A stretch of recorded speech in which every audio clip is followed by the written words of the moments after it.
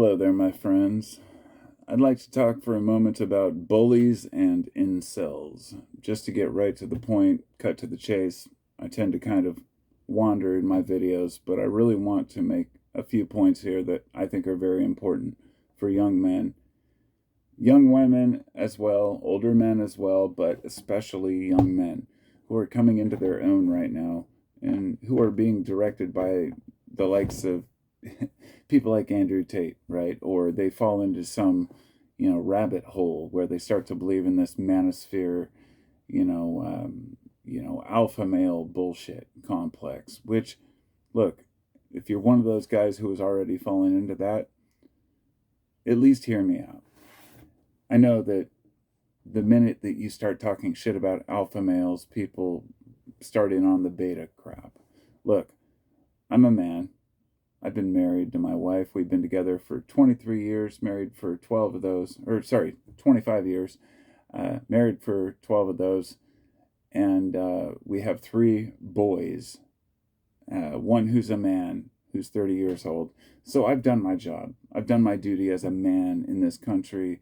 The idea of, if you want to talk about being an alpha male, it's a guy who can reproduce and do it successfully. And that's what I've done, right? All the rest of it is just constructed. We know the only basic, the basic job of humans is to raise other humans, right? All the rest of it is construct. People talk about, oh, well, this is constructed, this is constructed. Well, so is that. Being a man and what it means. Sure, you can swing an axe, that's great, but if you live in the city, that might not help you very often. And if you're good with the computer, that's fantastic, but it's not going to help you when an apocalypse.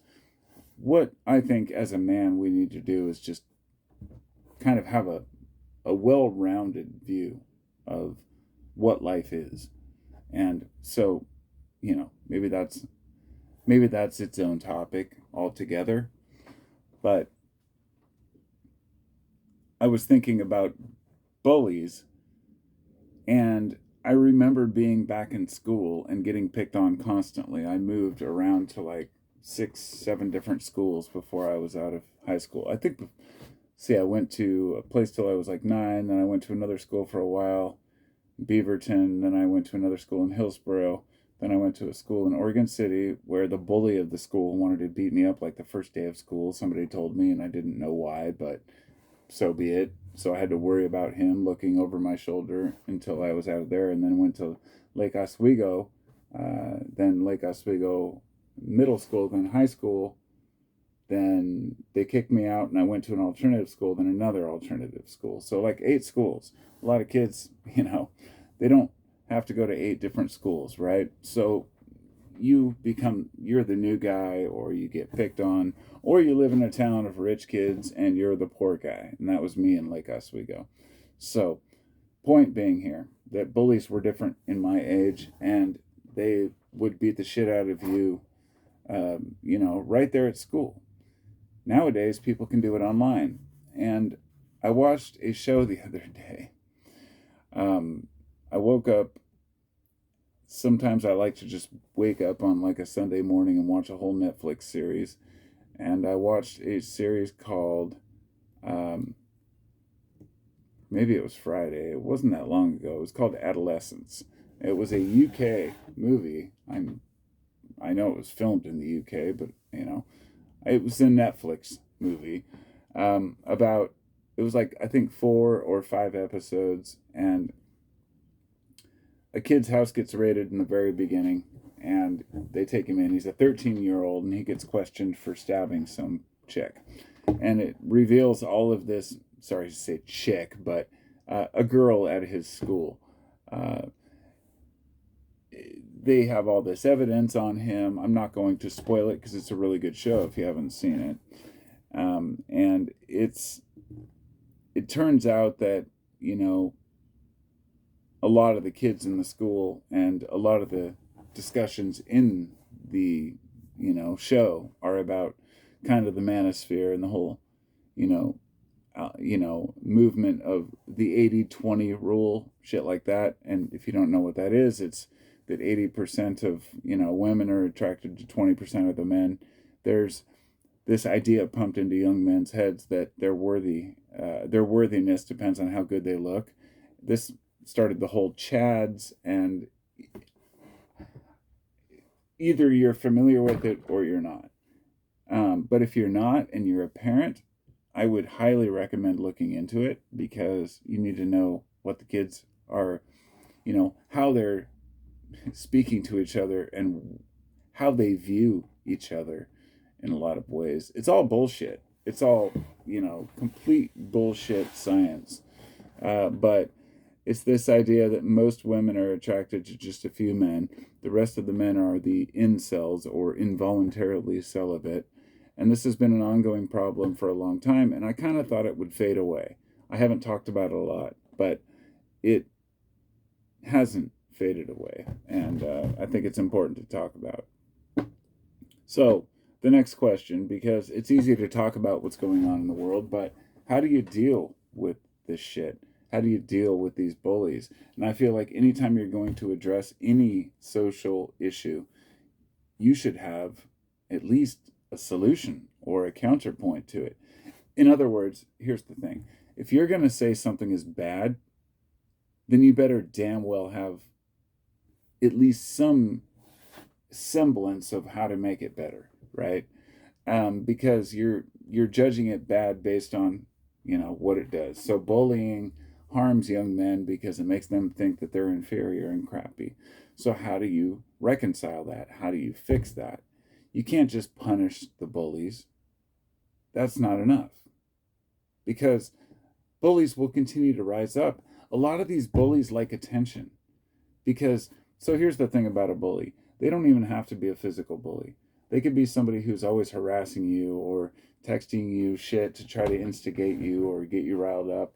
They could be a classmate, they could be a teacher, they could be a parent, they could be a child, they could be a sibling, but somebody who's pushing your buttons, right?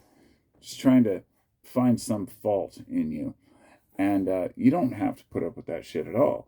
But that's bullying in its basic sense. And some people take it to the extreme. And yeah, physical violence ensues. But I've found the best way to defend yourself against bullies is very simple. If it comes to mental attacks or attacks on your character, attacks on who you are, the best response is to just say, I don't really give a shit what you think. Or just ignore it altogether.